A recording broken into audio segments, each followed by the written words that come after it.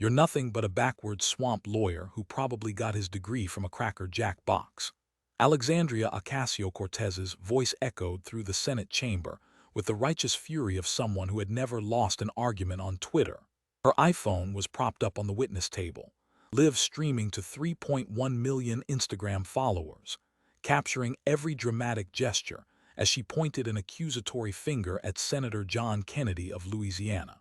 The 73-year-old senator looked up slowly from his yellow legal pad where he appeared to be sketching what might have been a pelican or possibly a very confused duck. Behind his wire-rimmed reading glasses, something flickered in his eyes. Not anger, something far more dangerous. Amusement. Your entire generation sat back and watched corporations destroy everything while you collected your oil checks and pretended to be some folksy country gentleman.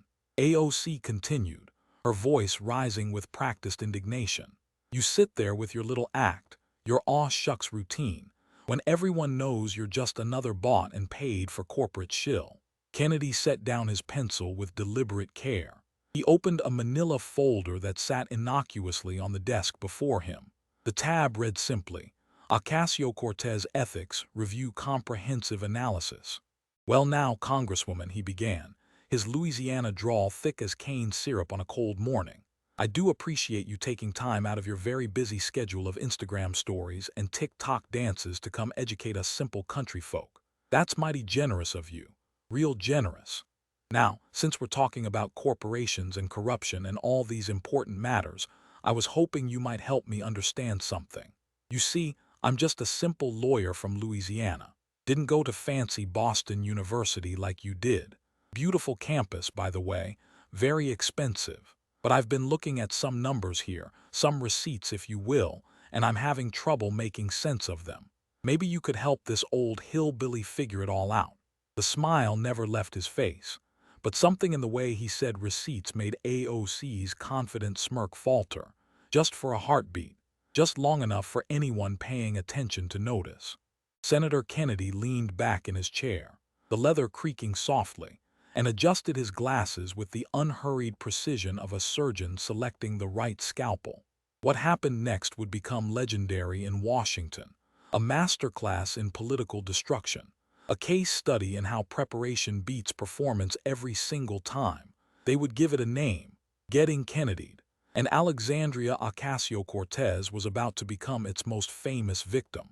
The Senate hearing room buzzed with an electric tension. Camera crews from every major network had positioned themselves strategically. This was must-see TV, AOC versus the establishment, the young Democratic Socialist firebrand against the old guard Republican, David versus Goliath, at least that's how CNN was framing it. Behind AOC, her supporters filled the gallery, young staffers in green New Deal t-shirts, climate activists with handmade signs, Democratic Socialists of America members with their roses and their rage. All of them had their phones out, ready to clip and share every moment of what they assumed would be AOC's triumph. This fossil from the swamp is about to learn what happens when you mess with the squad, AOC declared to her phone camera, zooming in on Kennedy's rumpled appearance. His suit looked like it had been slept in. His tie was slightly crooked. His hair suggested a recent encounter with high wind or possibly complete disregard for mirrors. The optics were perfect for her narrative. Out of touch. Old. Irrelevant.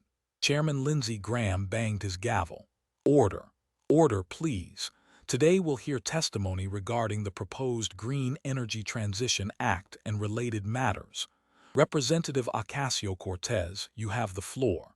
But AOC wasn't interested in waiting for formal proceedings. Before I begin, she announced, turning to face Kennedy directly, let's talk about Senator Kennedy. Let's talk about who he really is. She consulted her phone, scrolling through prepared talking points. He's taken $2 million from fossil fuel companies. $2 million. He's voted against every single climate bill that's come before this body. He represents everything that is broken, corrupt, and morally bankrupt about Washington. Kennedy looked up with mild interest, like a man hearing weather predictions for a distant city. $2 million, he repeated softly. My. Let me check my bank account real quick. He made a show of pulling out his phone, an ancient flip phone that got a laugh from parts of the gallery. Nope. Still can't afford the good coffee. Must have deposited that money in my other account. The one I keep with all my Cayman Islands holdings and my yacht collection. The gallery laughed. Even some of AOC's supporters couldn't suppress it. This is what we're dealing with, people, AOC said to her camera. A man who jokes while the planet literally burns, while children have no future, while coastal cities prepare to be swallowed by rising seas. Oh, I take climate change very seriously, Kennedy said, his tone remaining mild, almost gentle. Just as seriously as I take your Green New Deal. Which, speaking of, he pulled out the thin folder. I've got some questions about. Just simple arithmetic. Basic math. Nothing fancy. Think you can help this old swamp lawyer understand the numbers? AOC leaned back in her chair, radiating confidence. She'd prepared for this. Her team had done the research. They had talking points for every possible attack. Educate away, Senator. Though I doubt your fossil fuel donors are going to like what they hear. Kennedy's smile widened.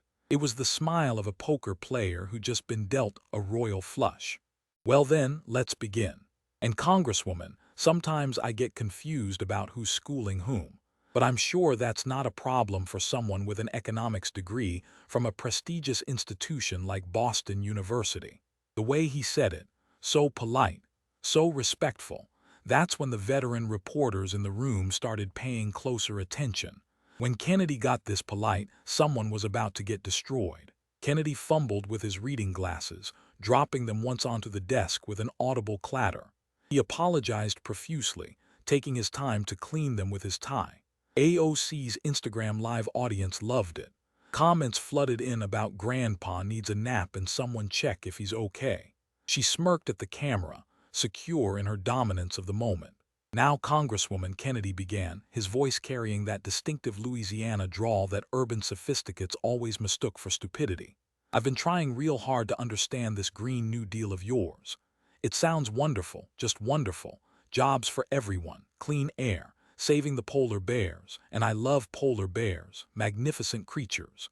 Though I've never actually seen one in person. Have you seen a polar bear, Congresswoman? In person, I mean. AOC's eye roll was visible from the back row. Senator, while you're rambling about zoo animals, the planet is literally on fire. The Green New Deal is a comprehensive framework to— Oh, I know it's comprehensive, Kennedy interrupted gently, pulling out a document. Very comprehensive indeed. In fact, I've got a copy right here, all 14 pages of it. He held it up for the cameras. 14 whole pages to completely remake the entire American economy. That's quite something. Why, the instruction manual for my microwave is longer than that. My grandson's homework assignments are longer than that. Scattered laughter rippled through the gallery.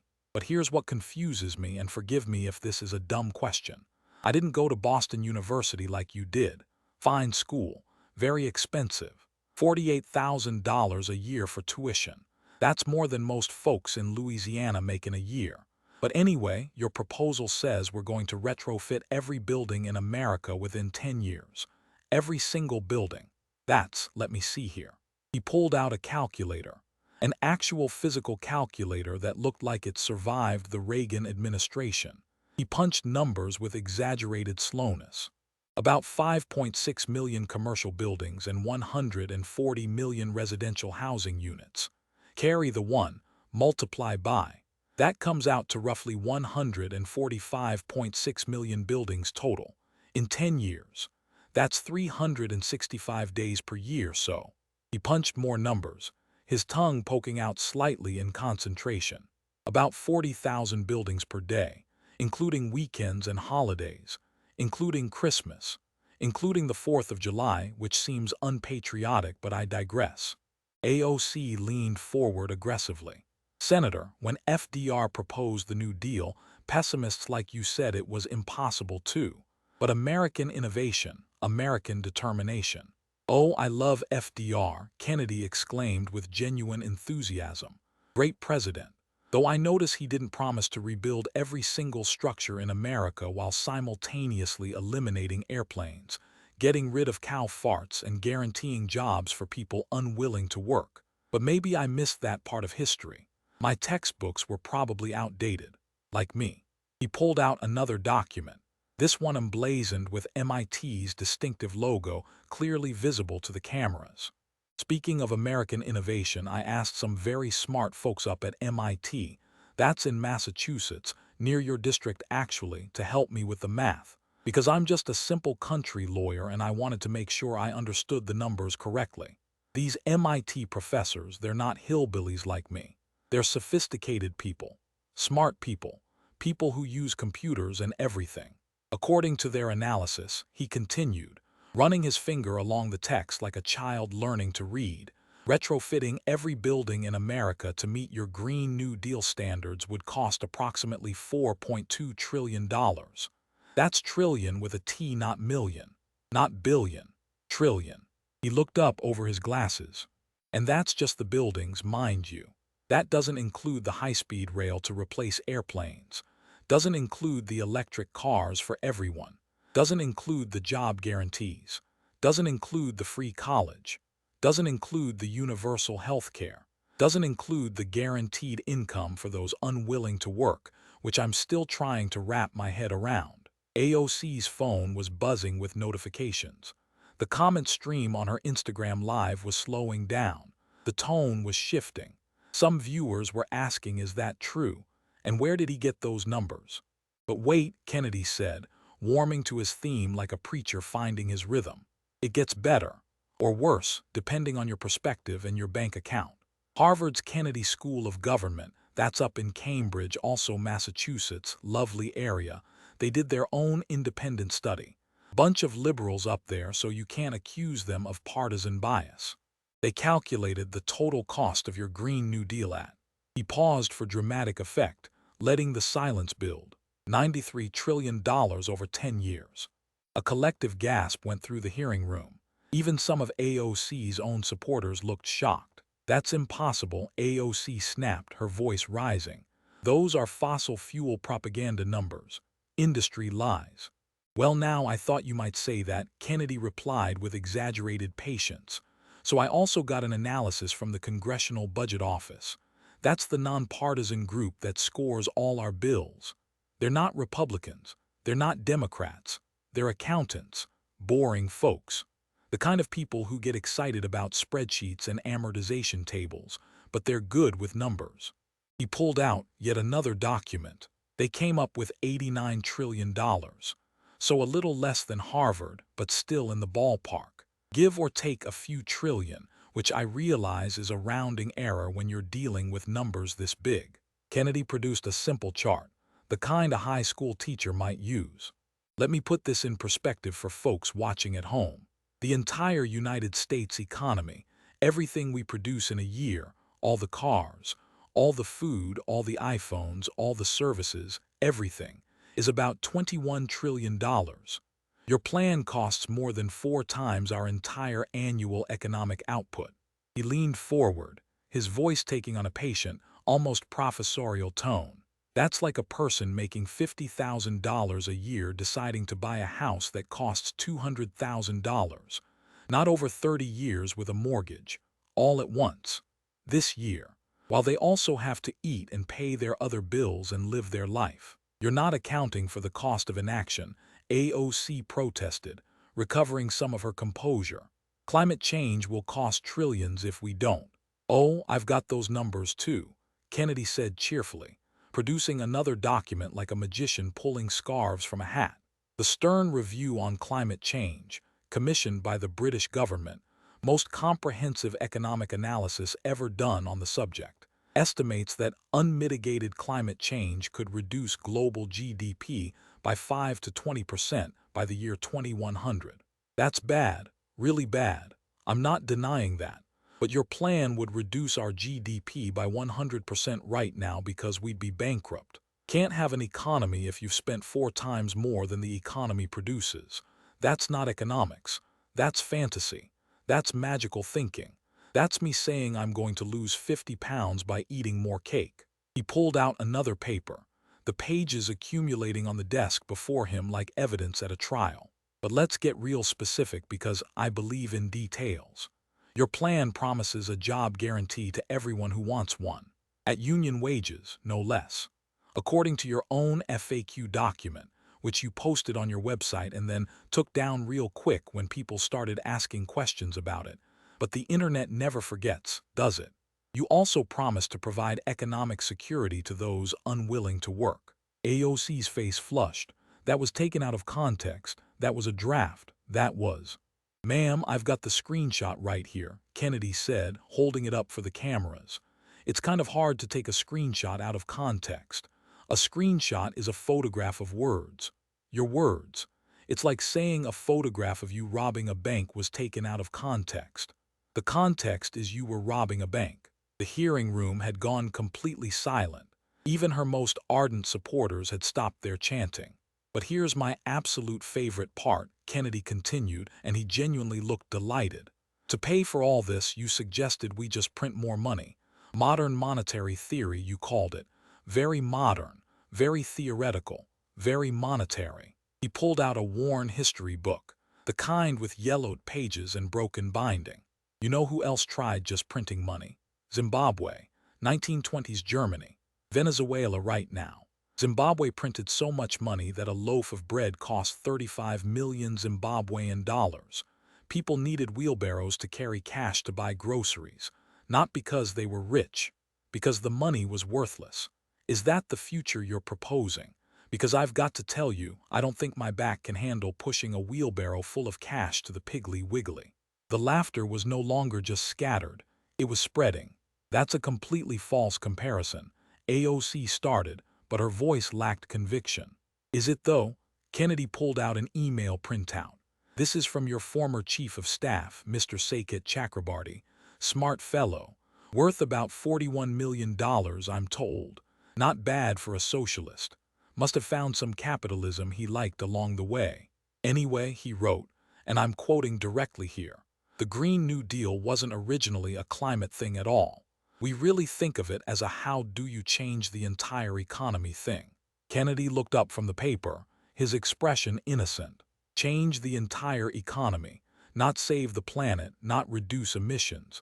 Change the economy. That sounds less like environmental policy and more like, what's that word I'm looking for? Starts with an S. Oh yes. Socialism. Democratic socialism. AOC corrected hotly. Ah yes, Kennedy nodded sagely. Democratic socialism. That's like democratic bank robbery. You still lose all your money, but at least you got to vote on it first. That's very comforting. The laughter was louder now. Even some of the reporters were struggling to maintain professional composure. Kennedy pulled out one final document from this section of his folder. But let's talk about what this means for real people. Not Instagram followers or Twitter warriors, but folks who work for a living. People who pack lunches and carpool and worry about making rent. According to this analysis by the American Action Forum, and they show their work, unlike your 14-page dream journal, the Green New Deal would cost each American household approximately $600,000 over 10 years. He peered over his glasses at AOC. That's $60,000 per year per household. The median household income in America is $67,000. You're asking families to pay almost their entire income just for your environmental plan. They'd have about $7,000 left over for the whole year to pay for food, housing, transportation, everything else. He paused, letting that sink in. How exactly is that going to work? Are we all supposed to live in tents and eat ramen noodles while we save the polar bears? Because I like polar bears, but I also like eating and having a roof over my head. We never said families would pay directly. AOC stammered, her confidence visibly crumbling. Oh, so it's free then? Kennedy asked with exaggerated innocence. Like those sample cookies at the grocery store, just help yourself. He shook his head slowly. No, ma'am, someone always pays, either through taxes, which means families pay, or through inflation, which means families pay, or through reduced government services, which means families pay. There's no such thing as free money. Even I know that, and I'm just a backward swamp lawyer who got his degree from a Cracker Jack box. Those were your words, by the way. I wrote them down. Hurt my feelings a little, but I'm tough. I'll survive. He closed the first section of his folder with a definitive snap.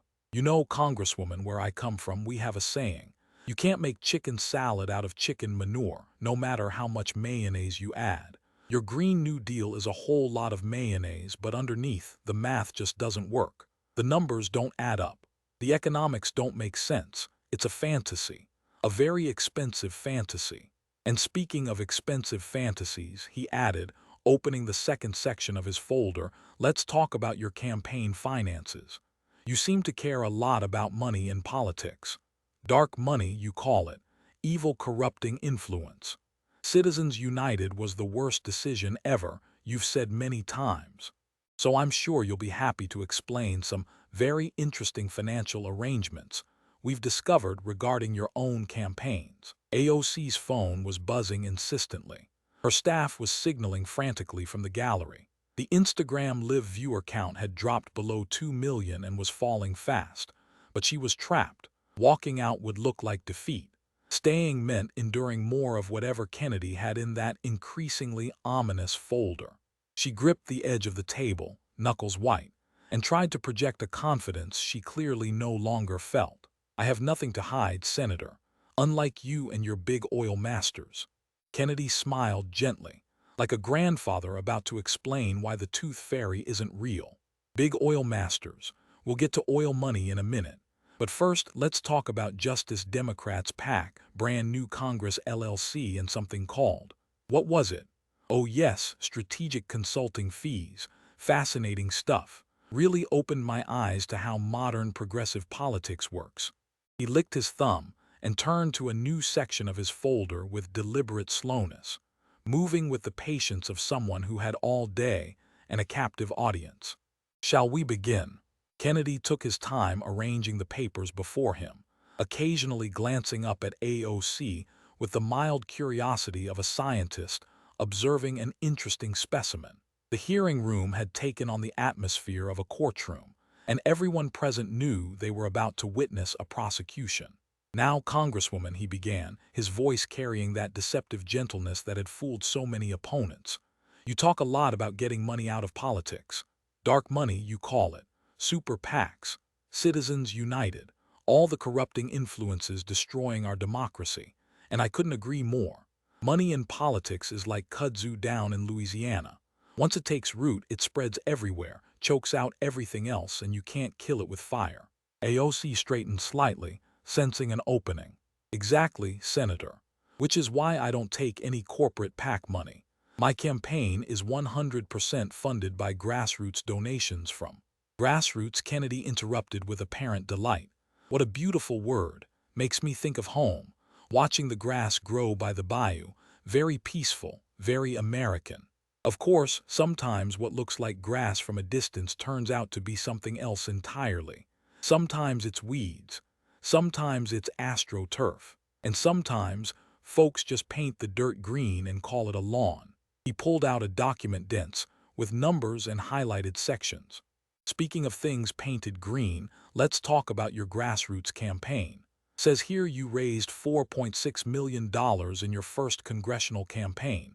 Mighty impressive for a bartender. No offense to bartending. Honest work. I made a mean Sazerac in my younger days. The people supported my message, AOC began. Oh, I'm sure they did, Kennedy agreed amiably. But which people exactly? See, I've got these Federal Election Commission reports right here. Public information. Anyone can look them up. And they tell a very interesting story. Your campaign paid $20,000 to something called Brand New Congress LLC for strategic consulting. That's a nice vague term. Like calling a skunk a striped kitty. Technically accurate but missing some important context. He adjusted his readers, squinting at the fine print. But then I noticed something peculiar. Your chief of staff, Mr. Chakrabarty, the millionaire socialist we discussed earlier, he founded Brand New Congress LLC. He also founded Justice Democrats PAC, and both of these organizations were paying hundreds of thousands of dollars to Brand New Congress LLC. Kennedy looked up with exaggerated confusion. It's like a financial merry-go-round. Money goes from the PAC to the LLC to your campaign and back again. Except instead of painted horses, it's got dollar signs. And instead of kids having fun, it's campaign finance lawyers having nightmares. Those organizations helped elect progressives across the country. AOC protested, her voice defensive. Did they now? Kennedy pulled out what looked like a flowchart, all boxes and arrows and highlighted connections. Let me see if this old brain can follow the money trail. Justice Democrats PAC raised money from donors. They gave that money to Brand New Congress LLC. Brand New Congress LLC then provided services to your campaign at below-market rates, essentially an in-kind contribution. That's like me giving you $100, you giving it to your cousin, and your cousin buying you a $100 gift. Except in this case, it was about $885,000. Gasps echoed through the hearing room. Several reporters were frantically typing. But wait, Kennedy continued, clearly enjoying himself. It gets more interesting. According to these emails obtained through proper FOIA channels, all legal and above board, Mr. Chakrabarty wrote, and I quote, "We set up Brand New Congress LLC to work around FEC rules. It's technically legal, but it's definitely in a gray area." He looked up at AOC with mock concern. Gray area. That's like being a little bit pregnant or mostly honest. You're either following the law or you're not, ma'am. There's no gray in black and white. Either the lines are inside the box or they're outside the box. Those emails were taken out of context. AOC protested, her voice climbing higher. Context, Kennedy mused. There's that word again. All right, let's add some context.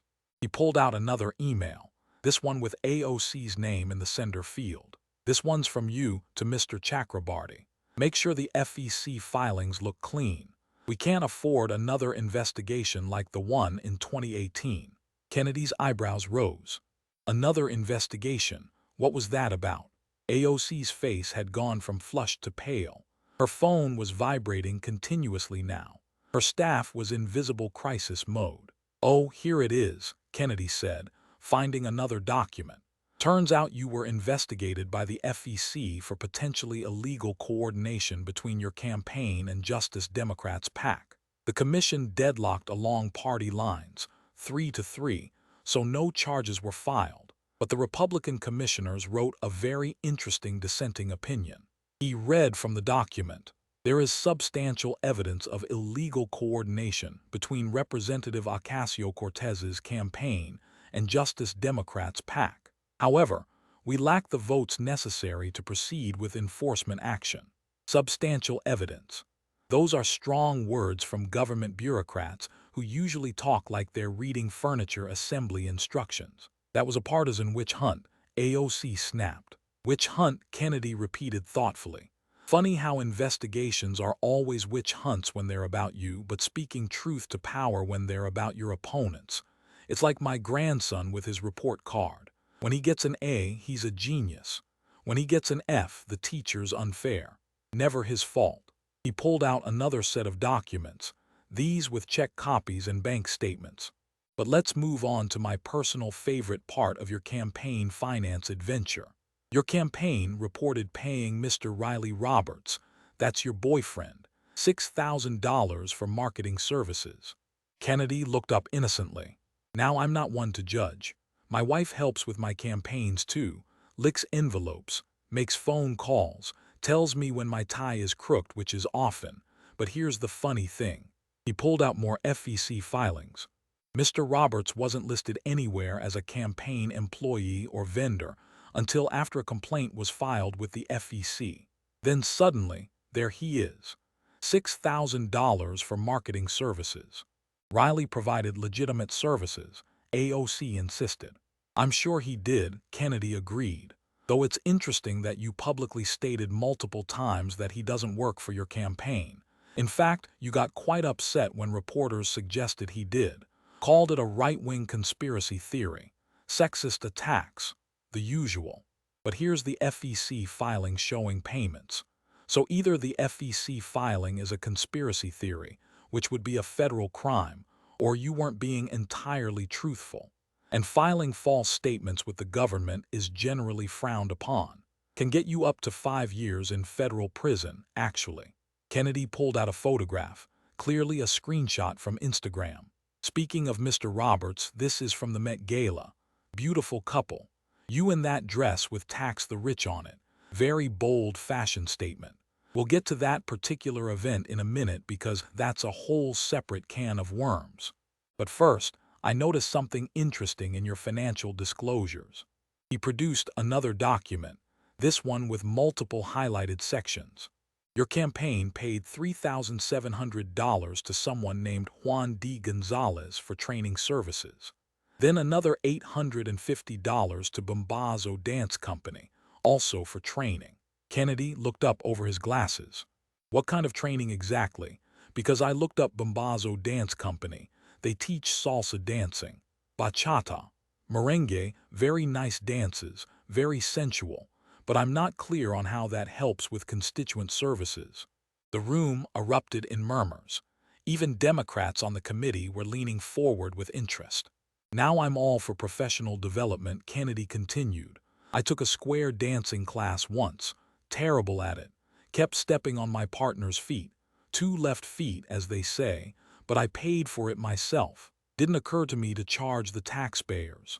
Because that's what your member representational allowance is. Taxpayer money. Money that comes from people who work real jobs, who pay real taxes, who trust us to spend their money responsibly. Those expenses came from campaign funds, not my MRA, AOC said quickly. Did they? Kennedy pulled out another document with the official House seal at the top. Because I've got your MRA disbursement report right here. And there they are. Juan D. Gonzalez, $3,700. Bombazo Dance Company, $850. Unless there are 2 Juan D. Gonzalez's teaching you salsa on the taxpayer dime, which would be quite the coincidence. He pulled out printouts from social media. But here's where it gets really interesting. We couldn't find any Juan D. Gonzalez registered as a campaign vendor in any database. Couldn't find any record of Bombazo Dance Company doing political training or consulting of any kind. What we did find was Juan Gonzalez, no middle initial, salsa instructor in Queens who posts regularly on Instagram about teaching celebrities and politicians, has pictures of himself in dance studios, testimonials from satisfied clients. Kennedy looked directly at AOC. You know what this looks like, Congresswoman. It looks like you used taxpayer money to pay for dance lessons and then tried to hide it by calling it training. Tried to disguise personal expenses as official business. Where I come from, we call that fraud. Fraud, even us swamp lawyers can spell that one. This is ridiculous, AOC exploded, her composure finally cracking. You're nitpicking minor expenses while taking millions from oil companies. Millions? Kennedy interrupted, his voice still maddeningly calm. Let me check. He made a show of pulling out his phone, fumbling with it in that way that made younger people assume he didn't understand technology. According to Open Secrets.org, that's the nonpartisan organization that tracks campaign contributions, available to anyone with internet access. I have received $247,000 from energy sector donors over my entire Senate career. That's 6 years. He looked back at AOC. You've been in Congress for 4 years, and you've already got $885,000 in questionable PAC transfers, $6,000 to your boyfriend, $4,000 for dance lessons charged to taxpayers, and we haven't even gotten to the Met Gala yet. At this rate, you'll pass my so-called corruption in about, let me calculate, next Tuesday.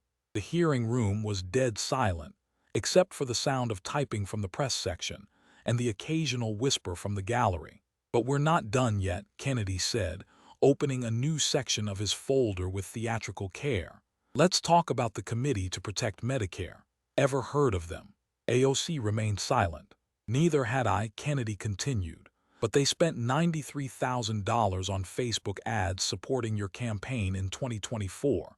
Interesting organization. Except here's the funny thing. They're not registered as a political committee. They're a 501(c)(4) social welfare organization. Dark money, Congresswoman, the very thing you claim to oppose. The corrupting influence destroying democracy, except when it helps you. He pulled out printouts of Facebook ads, each one carefully highlighted. These ads didn't explicitly say vote for AOC, because that would be illegal coordination. They said things like call Congress and thank Representative Ocasio-Cortez for fighting for health care, or Representative Ocasio-Cortez stands with working families. Technically not express advocacy, technically legal, but we all know what they're doing. It's like me saying I'm not telling you to rob that bank, I'm just saying the vault is open and here's a map. Wink, wink. I can't control what outside groups do. AOC started. No, but you can refuse their help, Kennedy countered. You can denounce them publicly. You can return contributions from people associated with them. You can make it clear you don't want dark money support. Did you do any of that? Let me check my notes. No, no, and no. In fact, he pulled out a tweet printout. You tweeted thanks to everyone working to protect healthcare on the same day. They spent $50,000 on ads for you. What a coincidence. Kennedy leaned back in his chair, studying her with those deceptively mild eyes that missed nothing. You know what bothers me most about all this? It's not the money, though Lord knows $885,000 would feed a lot of families in Louisiana. It's the hypocrisy. Hypocrisy. You sit there with your Instagram followers and your Twitter army pretending to be different, pretending to be pure, above the corruption, the voice of the people, but you're playing the same games as everyone else. You're just younger and better at social media. You're like someone who puts organic labels on regular vegetables and charges twice as much. Still the same vegetable, still the same politics, just better packaging. Kennedy closed the second section of his folder. Where I come from, we have a saying, that dog won't hunt. Your holier-than-thou act about money in politics. That dog ran off about 3 ethics violations ago. That boat has sailed, sunk, and been salvaged for scrap metal. AOC's Instagram Live had dropped below 1.5 million viewers. The comments had turned from supportive to skeptical to outright hostile. She's a fraud. Dance lessons with tax money. Rules for thee but not for me. Now then, Kennedy said, reaching for the third section of his folder with the casual air of someone who had all day. Should we talk about the Met Gala? Because that, Congresswoman, that is a whole other level of interesting. Kennedy held up the now famous photograph. AOC at the Met Gala in her white Brother Veli's dress, with Tax the Rich emblazoned in red letters across the back. He studied it like an art critic examining a particularly pretentious installation piece. Now this, he said slowly, this is something special.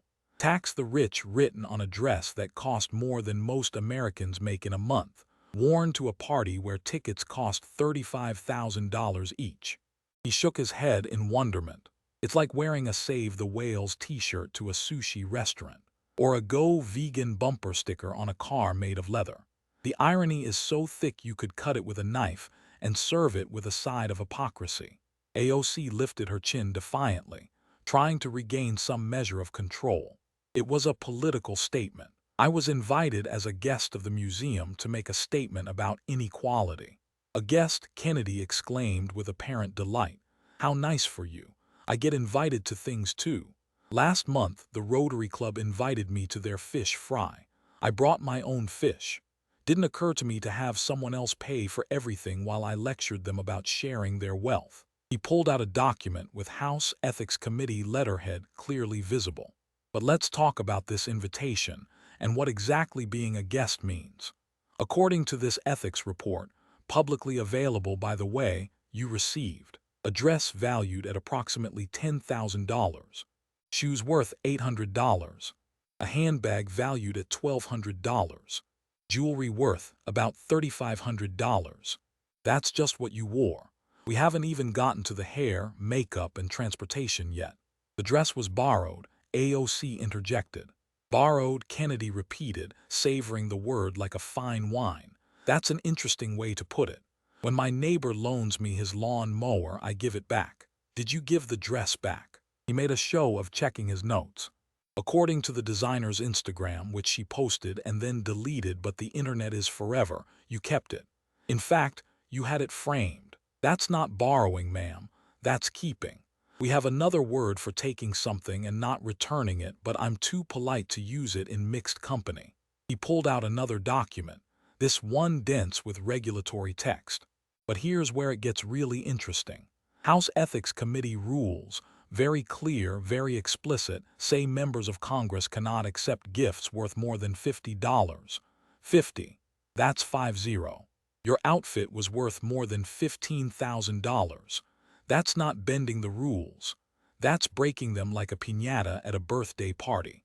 I was there in my official capacity, AOC protested. Official capacity, Kennedy's eyebrows rose nearly to his hairline. Was there a vote on the dance floor? Were you conducting committee business between champagne toasts? Because from these photos, he pulled out several glossy prints. It looks like you were taking selfies with celebrities and eating food that costs more per bite than a minimum wage worker makes in an hour. He adjusted his readers, peering at another document. Speaking of payment, let's talk about when you finally did pay for all this. According to the Ethics Committee timeline, you didn't pay for anything until after they started investigating. That's 2 years later. 2 years. I've seen glaciers move faster than your checkbook. There was confusion about who was responsible for payment, AOC said weakly. Confusion, Kennedy mused. Yes, ethics can be very confusing. Should I take thousands of dollars in free luxury goods? Should I pay my bills? These are apparently very complex questions for someone with an economics degree. In Louisiana, we keep it simple. If it's not yours and you can't afford it, don't take it. He pulled out an email chain, each page carefully tabbed. But it gets better. These emails between your staff and the various vendors show they were desperately trying to get paid. The makeup artist wrote, and I quote, "It's been 6 months. I have bills to pay. Please respond." Kennedy looked up over his glasses. Your chief of staff replied, "Stop contacting us or we'll consider it harassment." The hearing room erupted in gasps and murmurs. Even some Democrats on the committee looked uncomfortable. Harassment, Kennedy repeated softly. Asking to be paid for work you performed is harassment. That's like saying the bank harasses you when they want their mortgage payment. Though I suppose in your version of democratic socialism, maybe that's how it works. The workers provide labor, and you call them harassers when they want to be compensated. He pulled out another photo from the Met Gala, this one showing AOC surrounded by wealthy elites. But let's talk about your fellow attendees that evening.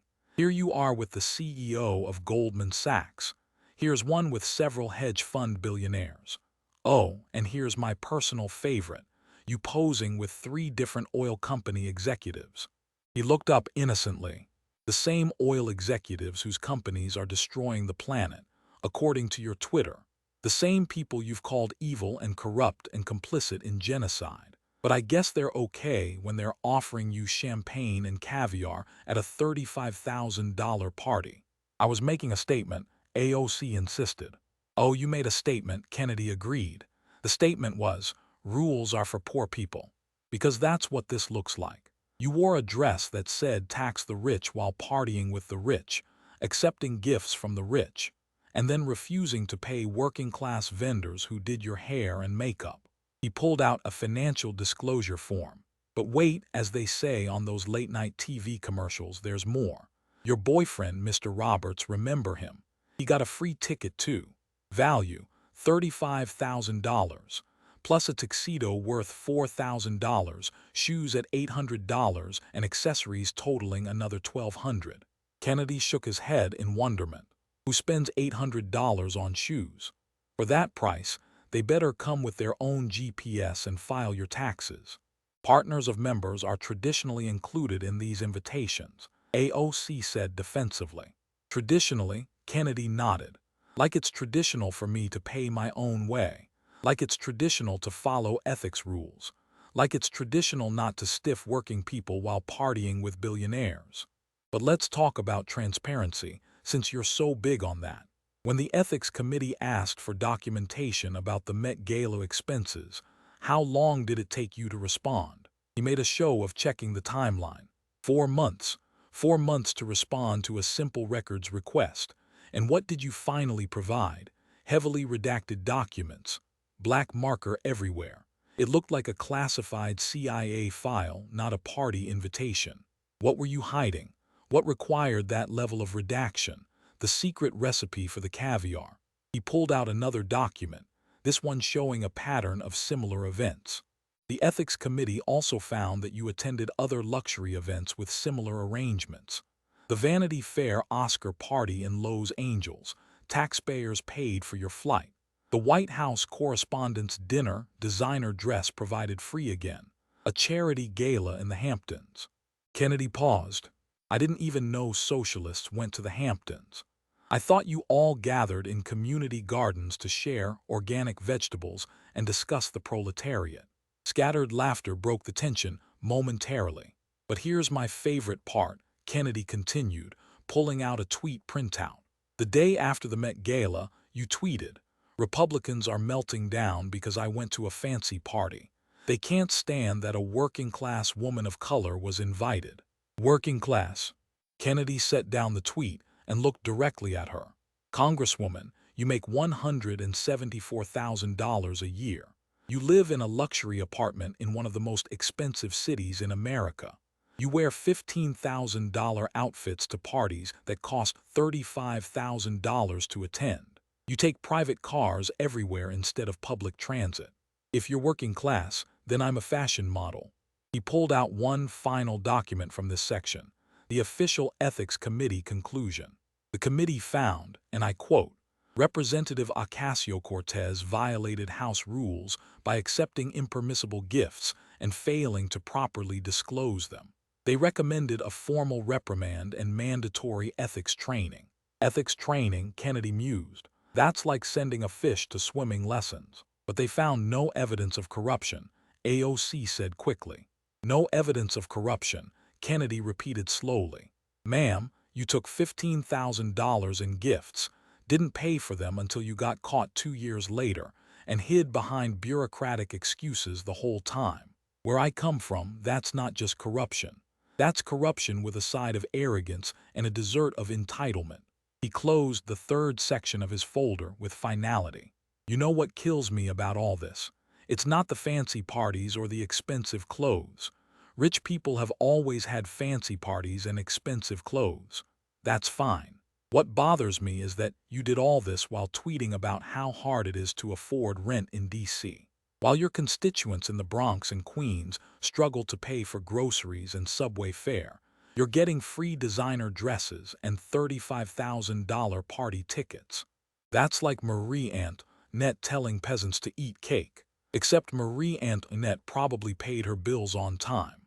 AOC's phone had gone dark. Her staff had apparently given up trying to salvage the situation.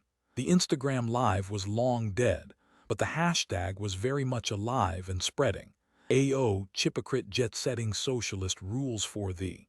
She's all hat and no cattle, Kennedy concluded, using one of his favorite expressions. Big designer hat saying tax the rich, but no actual cattle because she's too busy partying with them to do anything about it. He reached for the fourth section of his folder, considerably thicker than the previous ones. Now then, should we talk about your carbon footprint? Because for someone who says the world is ending in 12 years, you sure do burn a lot of jet fuel. And Congresswoman, these receipts are particularly interesting. Kennedy pulled out what looked like an environmental impact analysis, the kind usually reserved for major industrial projects. He handled it with the reverence of a prosecutor presenting the murder weapon. Now I've been thinking about something you said, he began, his voice taking on a philosophical tone. The world is going to end in 12 years if we don't address climate change. That's scary stuff, really scary. Makes me want to do my part, you know. So I started looking at my own carbon footprint, being responsible and all. He pulled out a simple one-page chart. My 2024 carbon footprint, 15.2 tons of CO2. That's a bit above the American average of 12 tons, but not terrible. That's what happens when you like boudin and have to drive to find the good places. Can't get good boudin everywhere. But then I thought, you know who I should really learn from? The climate expert, the Green New Deal champion. Surely Representative Ocasio-Cortez practices what she preaches. He pulled up a professional analysis, with MIT's logo prominently displayed. So I had those same smart folks at MIT calculate your 2024 carbon footprint based on publicly available information. Flight records, hotel stays, social media posts showing your location. All public information. Want to know what they found? The room was absolutely silent. 287 tons of CO2. He let the number hang in the air like smoke. 287 tons. That's 19 times the average American. That's not a footprint, Congresswoman, that's a crater. If carbon emissions were oil, you'd be Saudi Arabia. A chart appeared showing the breakdown in excruciating detail. Let's see where all this carbon came from. First, air travel. According to publicly available flight tracking data, anyone can look this up, you took 47 flights in 2024. 47.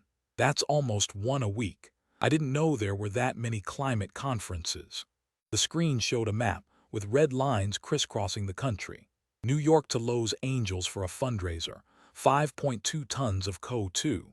New York to Miami for a speaking engagement, 2.8 tons. Oh, here's my favorite. New York to Boston. That's 190 miles. 3 hours on Amtrak, the train you say everyone should take. But you took a private jet. That's like taking a helicopter to check your mailbox. Those were for official business and campaign events. AOC protested weekly. Official business, Kennedy repeated, pulling out social media printouts. This is your Instagram from the Miami trip. You're on a beach with the caption, "Sometimes a revolutionary needs self-care." That's official business. Were you conducting oversight on sand castle construction, investigating the environmental impact of sunbathing? He clicked through more slides showing detailed carbon calculations. But let's talk about your lifestyle in general. According to building records, public information, your DC apartment uses an average of 3,500 kilowatt-hours per month. The average American home uses 877. You use 4 times more electricity than a normal family, but you're trying to save the planet. He pulled up utility records obtained through public filing.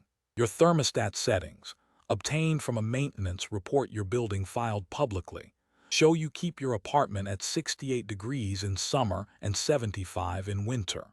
Kennedy looked genuinely baffled. You're air conditioning it to 68 in summer and heating it to 75 in winter. You're cooling it more than you're warming it. That's like wearing a parka in July and a bikini in December. Makes about as much environmental sense as your economic policies. Then there's your transportation choices, he continued. We already talked about your Uber addiction. 247 short rides in DC alone. The subway runs right there. Your constituents take it every day, but not you. According to MIT's analysis, your ground transportation alone produced 8.7 tons of CO2 in 2024. You know what produces less than that? A soccer mom in a minivan driving her kids to practice every single day for a year.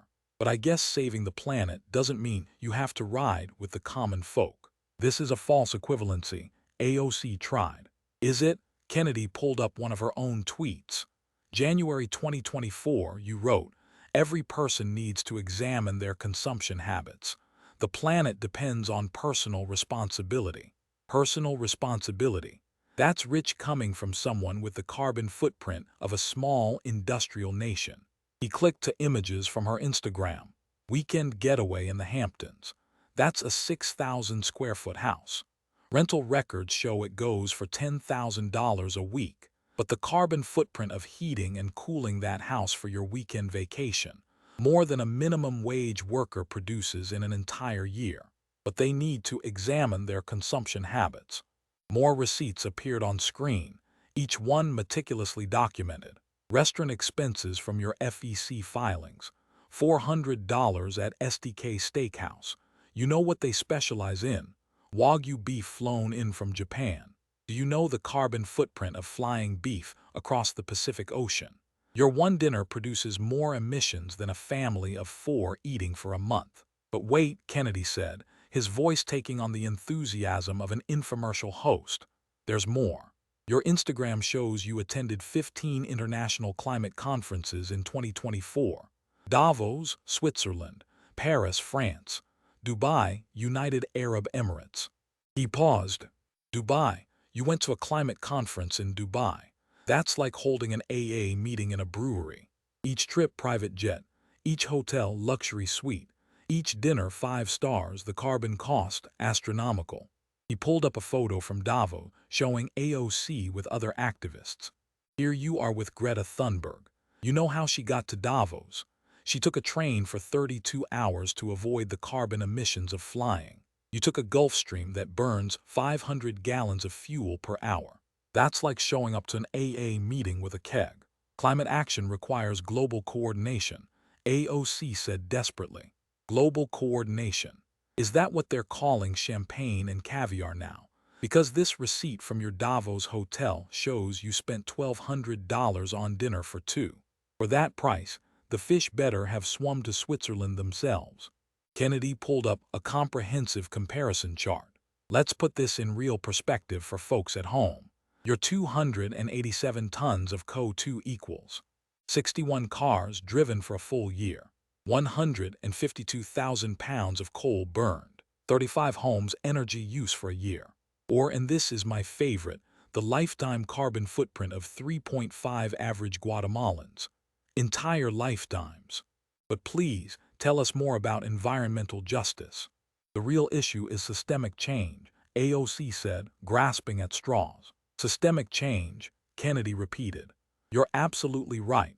Let's change the system where politicians fly private while preaching sacrifice. Let's change the system where you tweet about rising seas from a beachfront resort. Let's change the system where save the planet means you save it while I party. He pulled out one final document, a book with AOC's face on the cover. This is from your book, The Fight for Our Future, Chapter 3 on Climate Action. You wrote, "We must all make sacrifices. The future of humanity depends on changing how we live today." Beautiful words, truly inspiring. He looked up. I especially like the part where you made the sacrifice of flying commercial instead of private that one time. Such courage, such leadership. Kennedy closed the folder completely. You know what your real problem is, Congresswoman. You think rules are for other people. Conservation for thee but not for me. Sacrifice for the masses but not for the socialist princess. You're like a firefighter who commits arson on weekends.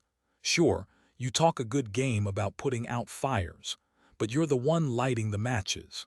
He leaned back, studying her with those shrewd eyes that had prosecuted criminals for decades before entering politics. The higher the monkey climbs, the more you see it's behind. Old saying, very true. You climbed pretty high on that environmental soapbox. But from down here, we can all see what you really are. A hypocrite with a private jet and a Twitter account. AOC's hands were visibly trembling. Her phone showed dozens of missed calls. Her staff had abandoned their posts. The Instagram Live was dead, but the hashtags were alive and spreading like wildfire. I'll tell you what, Kennedy said, his tone suddenly almost kind. I'm going to give you some free advice, worth exactly what you're paying for it. Next time you want to lecture Americans about their carbon footprint, maybe take the train. Next time you want to preach about consumption, maybe skip the $1,200 dinner. And next time you want to save the planet, maybe start with your own behavior. He gathered his folders slowly, methodically. Because right now, you're about as environmental as an oil spill, as authentic as a $3 bill, and as socialist as a Wall Street bonus. The only thing green about your New Deal is the money you're spending and the envy you're selling. The hearing room erupted the moment Chairman Graham's gavel fell. AOC shot to her feet, her chair scraping against marble with a sound like fingernails on a chalkboard. Her face cycled through emotions, rage, humiliation, desperation, before settling on defiant fury. This was a setup, she spat, grabbing her phone with shaking hands. A coordinated attack by the fossil fuel industry and their puppets. She pointed at Kennedy, who was calmly organizing his papers like a librarian after story time. You're nothing but a tool of corporate interest putting on a circus show trial. Kennedy looked up mildly. A show trial? No ma'am, this was more like show and tell. I showed documents. You told lies, pretty simple really. AOC tried to storm out dramatically, but her path was blocked by a surge of reporters, microphones bristling like weapons. "Congresswoman, can you explain the dance lesson expenses? Will you be reimbursing taxpayers? How do you justify 287 tons of carbon emissions? Are you stepping down from the climate caucus?" She pushed through wordlessly, her remaining staff forming a protective wedge. At the door, she turned back for one final shot. "This isn't over, Kennedy. The people see through your performance." Kennedy was now chatting amiably with a janitor in what sounded like fluent Spanish. He glanced over at her outburst. "Oh, I agree, it's not over." He patted another folder still on the table. "That was just Volume 1. Volume 2 covers your cryptocurrency investments. Didn't think socialists believed in Bitcoin, but those blockchain records make for fascinating reading." AOC fled. The press descended on Kennedy, but he waved them off gently. "Y'all are making me miss lunch. There's a pupusa truck outside. Best pupusas this side of the Potomac. Any of y'all hungry, my treat."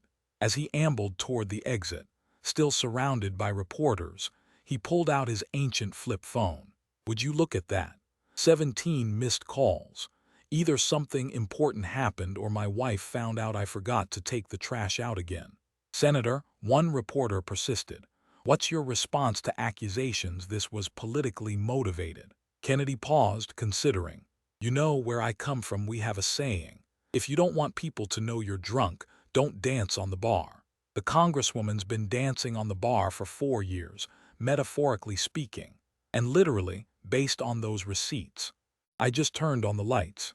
Meanwhile, in the hallway, AOC's communication director was in full crisis mode, frantically typing on multiple phones. The social media hemorrhage was catastrophic. At Socialist Rose, "I donated $500 to AOC last year while skipping meals. She spent it on dance lessons. I'm done." At Bronx Native 2019, "My mom takes 3 buses to work, but AOC can't take the subway. This fraud doesn't represent us."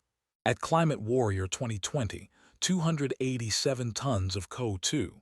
"I gave up meat, bike everywhere, and she's flying private. Heartbroken." The mainstream media was having a field day. CNN's Chiron read, "AOC's carbon footprint 19x average American." Fox News went with "Socialist Princess exposed as climate hypocrite." Even MSNBC struggled. Questions arise about progressive leaders' expenses. Back in the hearing room, Kennedy was still holding court, now actually eating pupusas with a mix of reporters and custodial staff. "Senator," another reporter interrupted, "AOC has 8.7 million Twitter followers.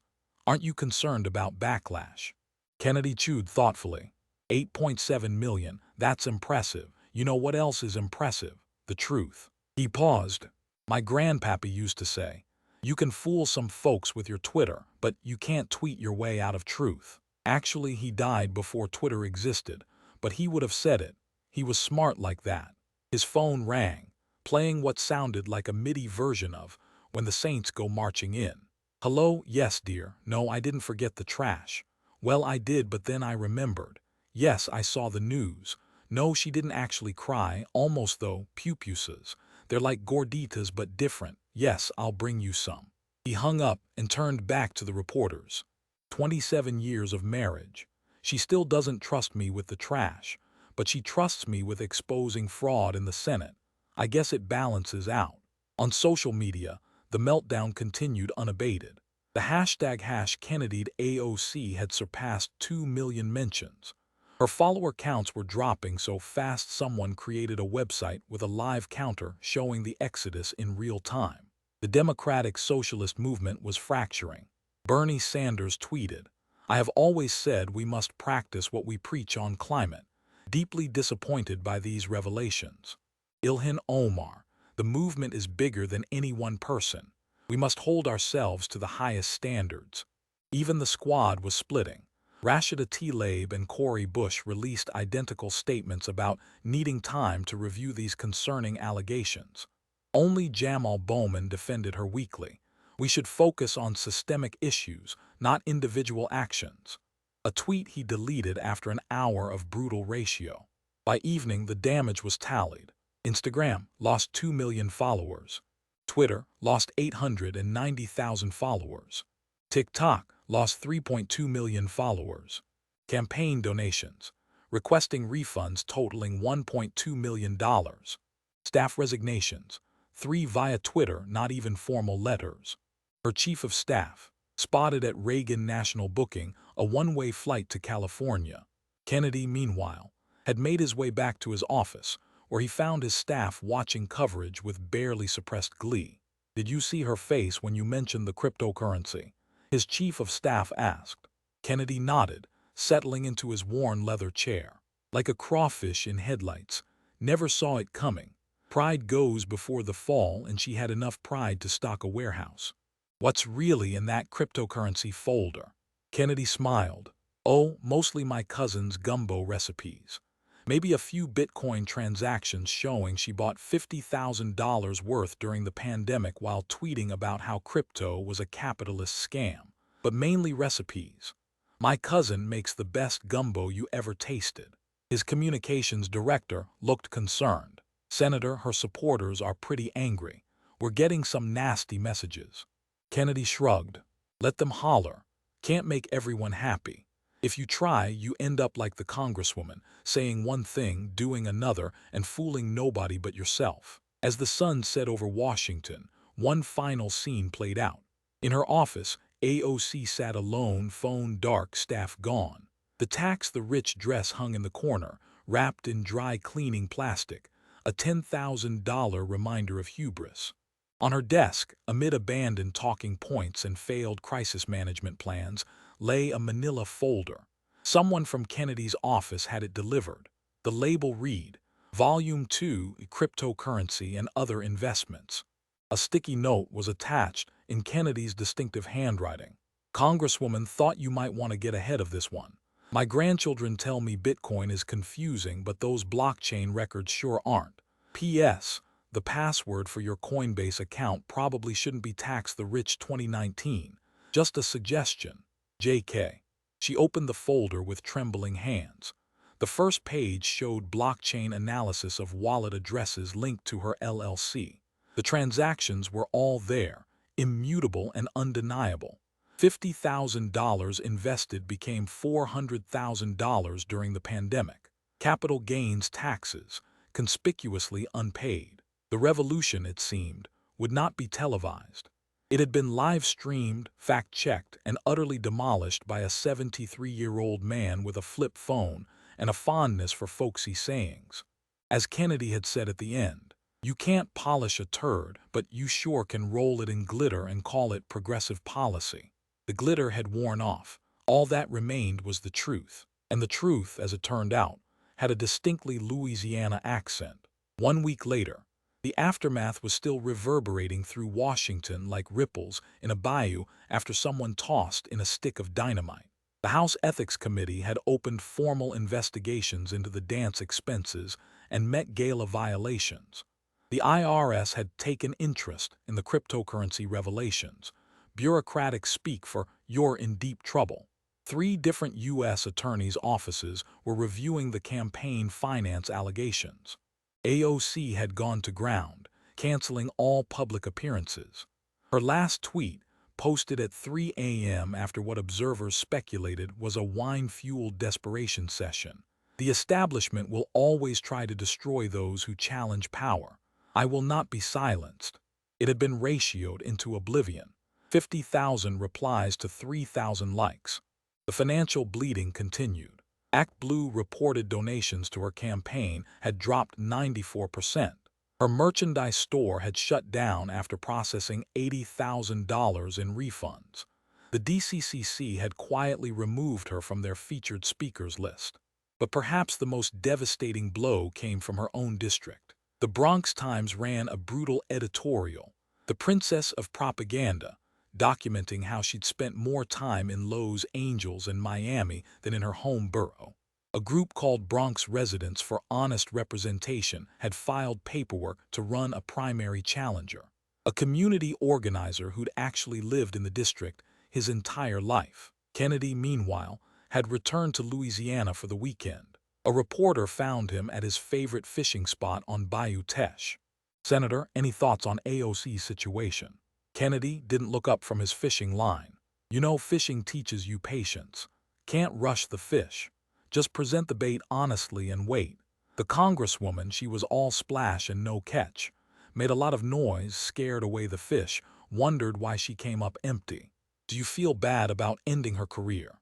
Kennedy did look up, genuinely puzzled. "End her career, son? I didn't end anything.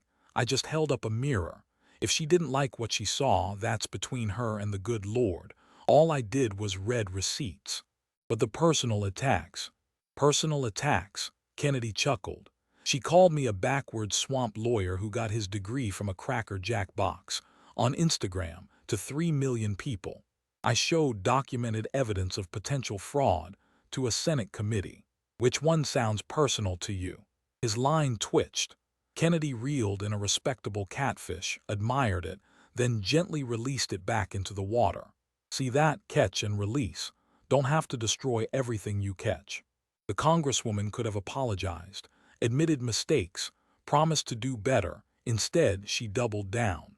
"That's the difference between confidence and arrogance. Confidence admits when it's wrong. Arrogance blames everyone else." Back in Washington, the Democratic caucus was in damage control mode. A leaked recording from their emergency meeting revealed panic about the AOC contagion. Several members were frantically reviewing their own expense reports, terrified of being Kennedy'd. The term had already entered the political lexicon. To Kennedy, someone meant to destroy an opponent using their own words and actions, delivered with folksy charm and devastating precision. Political consultants were charging premium rates to teach clients how to avoid it. The final twist came Friday afternoon. The FBI confirmed they were investigating the campaign finance violations. Legal experts suggested that, if convicted, AOC could face up to 5 years in federal prison per count. Her lawyer released a statement claiming it was all a misunderstanding, and they were cooperating fully. Translation: they were negotiating a plea deal. Kennedy's chief of staff called him in Louisiana with the news. "That's a shame," Kennedy said, sounding genuinely sad. "Prison's no place for anyone. Maybe they'll let her teach dance classes to the other inmates. Lord knows she's had enough practice." "What about Volume 2, the crypto stuff?" "Oh, that, file it away. No need to kick someone when they're down. My mama raised me better than that. Besides, I think the young lady's learned her lesson. Can't save the world if you can't save yourself from your own ego." As the sun set over the bayou, Kennedy packed up his fishing gear. Tomorrow he'd fly back to Washington. Commercial, economy class, middle seat if necessary.